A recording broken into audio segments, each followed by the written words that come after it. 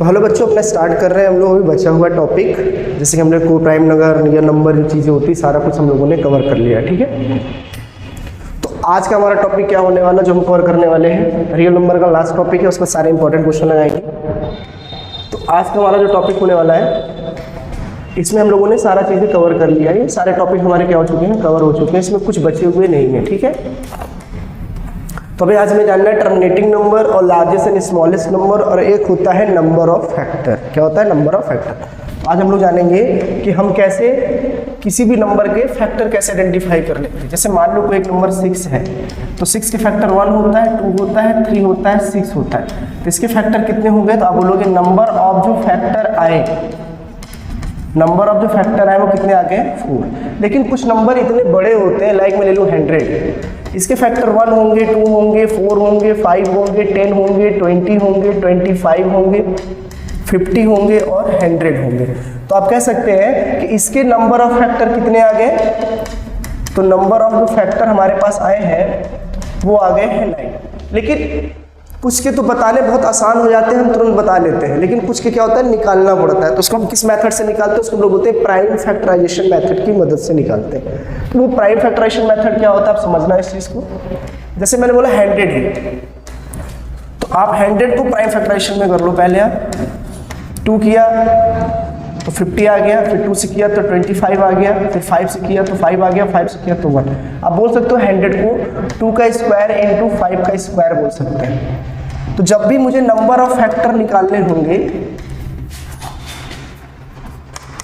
जब भी मुझे नंबर ऑफ फैक्टर निकालने होंगे तो मुझे कुछ करना नहीं है। जो ये पावर लिखा है ना, किसी भी का पावर लिखा है उसमें एक ऐड कर देना है। बस 2 है तो यहाँ 3 लिख दोगे, फिर यहाँ पे 2 है तो यहाँ पे आप 3 लिख दोगे, मल्टीप्लाई कर दोगे तो कितना आ जाएगा? आप बोलोगे 9। तो सेम 100 का यहाँ पे भी 9 आया था। ये बिल्कुल जानने की जरूरत नहीं है कौन कौन से फैक्टर आपके हो सकते हैं, ये आपके लिए नहीं है। बस आप ये जान लो कि नंबर ऑफ फैक्टर कैसे निकालते हैं, तरीका ये होता है।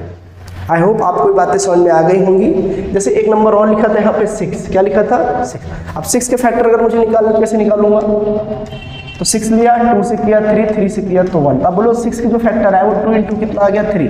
पावर तो सर 1 1 है, ठीक है। तो एक से बड़ी वैल्यू क्या होती है? एक लो, एक ऐड कर लो, कितना बच जाएगा? 2।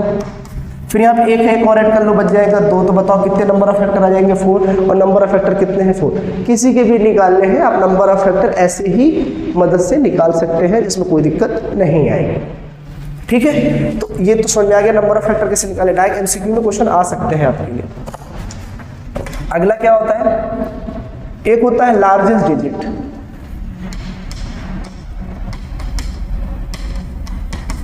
और एक होता है स्मॉलेस्ट डिजिट। कई बच्चों को कंफ्यूजन रहती है कि लार्जेस्ट डिजिट और स्मॉलेस्ट डिजिट होता क्या है। देखो, अगर मैं लार्जेस्ट डिजिट बोलूं तो कौन सा? जैसे लार्जेस्ट 1 डिजिट बताना है मुझे, फिर लार्जेस्ट 2 डिजिट बताना है, लार्जेस्ट 3 डिजिट बताना है, लार्जेस्ट 4 डिजिट बताना है। इसी प्रकार यहाँ पे भी smallest 1 digit, smallest 2 digit, smallest 3 digit, smallest 4 digit. अगर मैं आपसे बोलूँ कि आप लार्जेस्ट 1 डिजिट बताओ, तो लार्जेस्ट 1 डिजिट का मतलब क्या होता है? केवल एक ही डिजिट नंबर बताना है। 3 डिजिट नंबर क्या क्या होते हैं? 0 होते, 1 होते, 2 होते, 3 4 5 6 7 8 9। जैसे आप 10 ले लोगे तो ये हो जाएगा 2 डिजिट। तो 0 से लेकर 9 में सबसे बड़ी वैल्यू क्या हो जाएगी? तो आप बोलोगे 9। तो 9 आपका क्या कहलाएगा? आप बोलोगे ये कहलाएगा हमारे लिए लार्जेस्ट नंबर। क्या कहलाएगा? तो लार्जेस्ट 1 डिजिट नंबर। अगर इसी प्रकार 2 डिजिट पूछेगा तो आप क्या बोलोगे? 9 9। 3 डिजिट पूछेगा तो 999। 4 टाइम पूछेगा, 4 टाइम पूछेगा तो आप बोलोगे लार्जेस्ट 4 डिजिट नंबर ये होता है। अगर आपसे लार्जेस्ट 5 डिजिट नंबर पूछ ले तो इसका मतलब होता है 5 टाइम आपको 9 लिखना पड़ेगा, अगर 5 डिजिट पूछेगा तो। इसी प्रकार स्मॉलेस्ट में अगर आप देखोगे तो 1 डिजिट का स्मॉलेस्ट डिजिट नंबर क्या होता है, अभी बताता हूँ, पहले आप 2 समझ लो।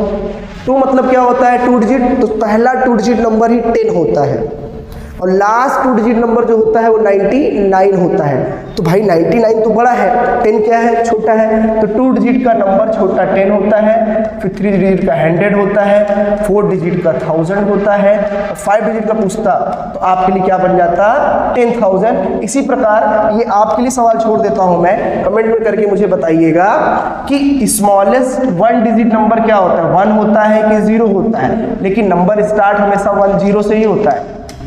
4 5 6 7 8 9 ये नंबर क्या है? तो आप बोलोगे ये फंडामेंटल नंबर है, ये सारे 1 डिजिट के नंबर हैं। लेकिन आपको बस सोच समझ के बताना है कि स्मॉलेस्ट 1 डिजिट नंबर क्या होता है, 1 होता है कि 0 होता है, कमेंट में जरूर बताएं मुझे, ठीक है। चलो, तो अभी आपका लार्जेस्ट और स्मॉलेस्ट का कंफ्यूजन खत्म हो गया। रीजन की क्वेश्चन बनता है, क्वेश्चन डायरेक्ट पूछ लेता है कि ऐसी कौन सी नंबर है जो लार्जेस्ट 3 डिजिट नंबर को डिवाइड कर सकती हैं, या कोई भी 2 नंबर दे देगा कि भाई 12 13 14 है ना, 12 13 14 का तुमसे पूछ सकता है क्वेश्चन की लार्जेस्ट 4 डिजिट नंबर बताइए जो इन तीनों से डिविजिबल हो सके। इसका मतलब यह है कि मुझे मैक्सिमम नंबर तक जाना पड़ेगा, उसके लिए मुझे सब चीजें आनी चाहिए, ठीक है। अगला टॉपिक क्या है देखिएगा मेरा,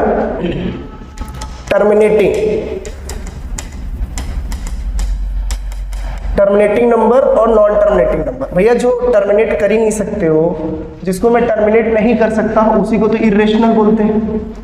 नॉन टर्मिनेटिंग का मतलब यही होता है कि जिसको तुम p बाई क्यू के फॉर्म में या एग्जैक्ट नंबर के फॉर्म में ना ला सको, उसी नंबर को तो हम लोग क्या बोलते हैं, इरेशनल। और इरेशनल में मैंने अच्छा खासा टॉपिक बना रखा है आपको समझाने के लिए, आप वहां जाके देख लो। जिसको p बाई क्यू के फॉर्म में आप ला ही ना सको, उसी को क्या बोलते हैं, इरेशनल नंबर। लेकिन टर्मिनेटिंग नंबर क्या होता है, इसमें एग्जांपल ले लेता हूं आपको समझने के लिए, बहुत बेसिक है, समझिएगा। टर्मिनेटिंग नंबर कैसे, कोई नंबर लिखा हुआ नीचे 7, ऊपर 7 लिखा हुआ है, नीचे 2 की पावर यहाँ पे 2 लिखा हुआ है। तो आपसे बोलेगा आप बताओ find number after decimal. After decimal मतलब क्या होता है, जैसे मान लो मैंने यहाँ लिखा है 3.147, तो आप बोलोगे कि आफ्टर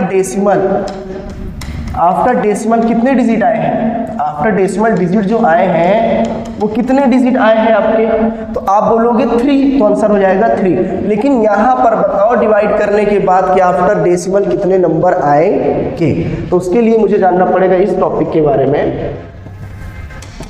ये टॉपिक लिखा है, ये टर्मिनेटिंग नंबर विथ 0 के खेल से हम इस चीज को बहुत आसानी से जान पाएंगे कि हमारा ये क्या हो सकता है। चलो बहुत अच्छे समझिएगा, किसी भी नंबर का अगर मैं मल्टीप्लाई करूं, लाइक अगर मैं 2 का मल्टीप्लाई 5 से करूं तो बताओ आंसर कितना आता है, 10। और 2 की पावर 2 का मल्टीप्लाई अगर मैं 5 से करूं तो आंसर कितना आता है, 4 × 5 मतलब कितना आ रहा है, 20। अगर मैं 2 × 5 का स्क्वायर से मल्टीप्लाई करूं तो 2 × 25 आंसर आ गया 50। अगर मैं 2 का स्क्वायर और 5 का स्क्वायर ले लूं तो 4 × 25 इक्वल टू कितना आ जाएगा, आप बोलोगे 100। एक चीज नोटिस किया आपने इसमें, जब दोनों की पावर 1 1 थी तो लास्ट में 0 1 आया। अब इस एक की पावर 2 है, एक की पावर क्या है 1, तो 2 और 5 के मल्टीप्लाई से ही हमेशा 0 आता है, ये कंफर्म है। मतलब एक इवन नंबर होना चाहिए, और इवन नंबर में स्टार्टिंग में 2 रहता है। इसका मतलब कोई भी दुनिया का नंबर ले लोगे, तुम कोई भी नंबर ले लोगे उसमें कहीं ना कहीं 2 मल्टीप्लाई छिपा रहता है, अगर बात इवन नंबर की कर रहा हूं तो अगर तुम 0 लाना चाहते हो तो 2 और 5 को आपस में मल्टीप्लाई करना पड़ेगा। जब आप मल्टीप्लाई करोगे तभी 0 आएगा, नहीं तो 0 नहीं आने वाला है, ठीक है। तो अब देखो 2 की पावर यहाँ 2 है, यहाँ 5 की पावर 1 है। इसका मतलब ये है कि 0 डिपेंड करता है 2 और 5 के मल्टीप्लाई पे, लेकिन मिनिमम पावर पे, किस पे, मिनिमम पावर पे मल्टीप्लाई करता है। तो आप बोल सकते हो यहाँ पे 2 का स्क्वायर है, यहाँ 5 की पावर 1 है, तो मिनिमम पावर 1 है, इसलिए 0 1 आया। अब यहाँ पे देखो 5 का स्क्वायर ले लिया जस्ट चेंज करके, और 2 की पावर 1 ले लिया, तो मिनिमम पावर 1 है, तो 0 1 आ जाएगा। अब यहाँ पे देखो दोनों की पावर सेम है, इसलिए वहाँ पे 0 कितने आ गए, 2। तो ये कहना बहुत आसान हो गया कि मैक्सिमम और मिनिमम पावर को ध्यान देते हुए हम ये बता सकते हैं कि लास्ट में डिजिट में 0 कितने आएंगे। और जैसे ही आप 0 आइडेंटिफाई कर लोगे तो तुम्हारे लिए कहना बड़ा आसान हो जाता है। सर अगर ऊपर 12 लिखा और नीचे का 100 लिखा है, इसका मतलब ये है नीचे जितने 0 होंगे डेसिमल के बाद ऊपर उतने ही नंबर आएंगे। लाइक अगर 31 लिखा होता 131 और नीचे लिखा होता 10,000, तो आप बोल सकते हैं सर कि नीचे जितने 0 होंगे डेसिमल के बाद उतने ही नंबर आएंगे। तो इसको क्या लिख सकते हैं हम, 0.0131। 4 0 है तो डेसिमल के बाद 4 नंबर आपके आने चाहिए। ये होता है आसान सा तरीका जानना विद द हेल्प ऑफ 0। तो वही चीज़ यहाँ जानना है हम लोगों को कि अब यहाँ पे 2 की पावर 2 दिया है, लेकिन एक बात बताइए, अब 0 बनाने के लिए मुझे क्या करना पड़ेगा, बोथ साइड मल्टीप्लाई करना पड़ेगा सेम पावर से। तो अब एक चीज़ बताओ, यहाँ पे पावर 2 है तो यहाँ पे पावर 2 ऊपर नीचे कर दिया, कट जाएगा, कोई दिक्कत नहीं है, बहुत आसान तरीके से कर लेंगे इसको हम। 7 × 25 अपॉन, आपको पता है कि 2 की पावर 2 है, 5 की पावर 2 है, तो मैक्सिमम 0 2 ही आएगा सिर्फ।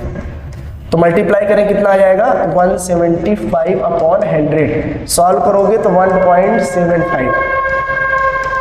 तो आफ्टर डेसिमल जो आपका नंबर आया वो कितने आए, 2 आए। तो ये चीज़ 0 देख के भी आप बता सकते हो।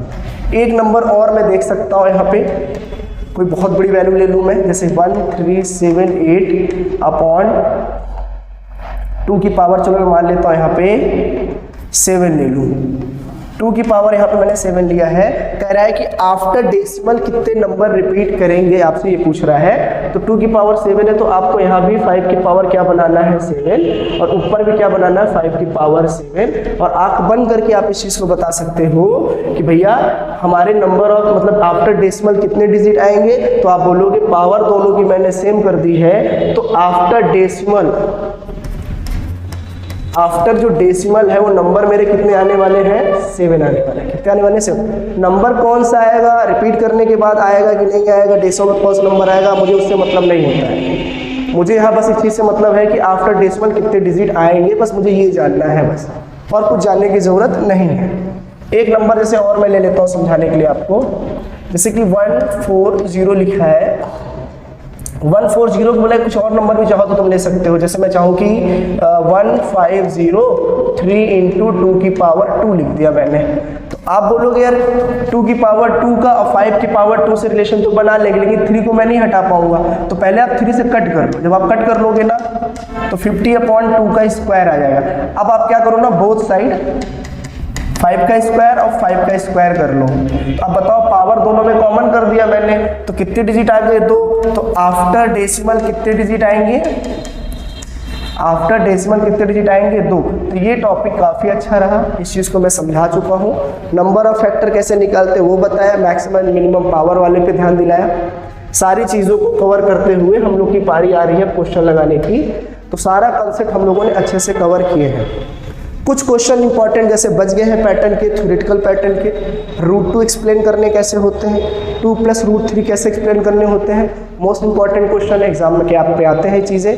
तो इस चीज़ को हम कवर करेंगे क्वेश्चन के साथ। तो अभी तक ओवरऑल सारे कंसेप्ट मैंने कवर कर लिए हैं। तो ये टॉपिक हमारा आज से होता है कंप्लीट। इसमें कुछ ऐसा नहीं बचा है जो मैंने आपको नहीं कराया है, ठीक। चलो, तो ध्यान से पढ़ते रहें, ईमानदारी से। मैं पहले ही बता दिया हूँ, बातें करेंगे लेकिन पहले पढ़ाई करेंगे, जो आपके लिए भविष्य के लिए इंपॉर्टेंट है, ठीक।